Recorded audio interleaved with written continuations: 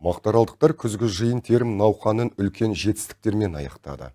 Ауданда күзгі жиын терім науқаны қорытындылау мақсатында дәстүрлі алтын күз 2022 мерекелік іс-шарасы өтті. Биыл ауданда 61 мың гектарға жуық егістік алқапқа түрлі дақылдар егілді. Тақырыпты тілші жалғайды. Биыл Мақтарал ауданының диқандары 60 мың гектардан астам жерге егін екті. Қазіргі таңда мақта терім науқаны толық аяқталып, мақта зауыттары мен мақта қабылдау бекеттері барлығы 106,7 мың тонна алтынды қамбаға толтырды. Сонымен қатар бақшадан 20,9 мың тонна көкөніс, 19,5 мың тонна мал азықтық дақылдары сатуға шығарылған.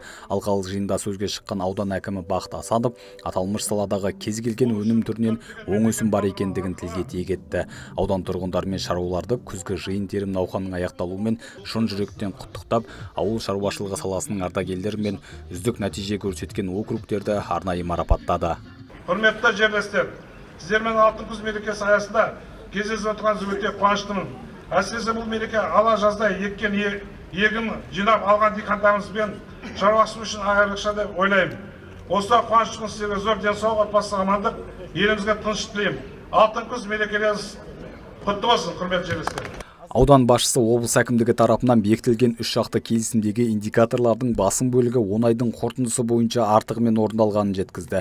Атап айтқанда бір алқаптан жылына 2 есе өнім алу, жаңадан қосылған жылыжай көлемін қосымша 10 гектарға ұлғайту, 165 гектарға тамшылатып суару әдісін ендіру, 5 гектарға қарқынды бау шаруашылығын енгізу тапсырмалары беріліп, барлығы 100%-ға орындалғанын айтты.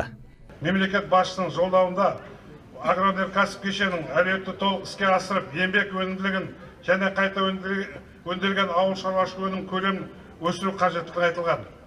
Міне, ауданымыздың ауыл шаруашылығы қызметкерлерінің алдында үнемі өнім көлемін арттыру секілді үлкен міндет тұр.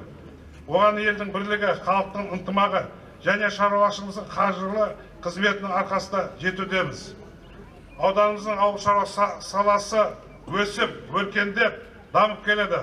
Айта кетейік, жыл қорытындысымен облыс бойынша Мақтарал ауданы бақша дақылдарын өндіру, озат аудан және жеке қосалқы үй шаруашылығын дамытудан озат аудан номинацияларын иеленіп, облыс әкімі Дархан Сатыбалды арнайы марапаттаған болатын.